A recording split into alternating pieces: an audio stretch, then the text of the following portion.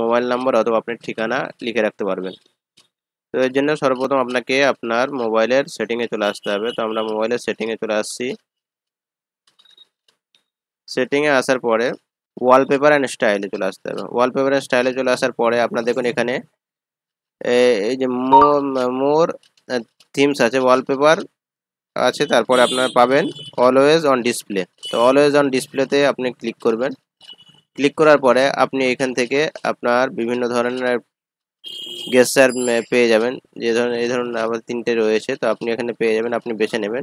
এখান থেকে দেখুন এই যে ক্লাসিক আছে, তো এর উপরে আমরা ক্লিক করব। ক্লিক করার পরে আমরা এখান থেকে আমাদের নাম অথবা আমাদের মোবাইল নাম্বার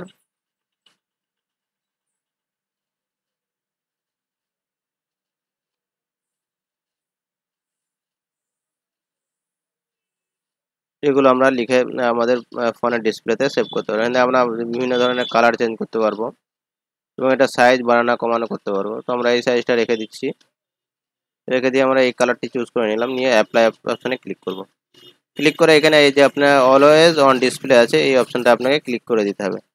তো আপনি অলওয়েজ অন ডিসপ্লেতে ক্লিক করে রাখবেন। ক্লিক করলে আপনার এটা অটোমেটিকলি আপনার মোবাইলে যখন হোম স্ক্রিন অফ করবেন তখন আপনার এই যে নাম লেখাটা আছে লেখাটা শো করবে। তো আশা করি আপনারা এই ছোট ভিডিওটিতে জিনিসটি বুঝতে পেরেছেন।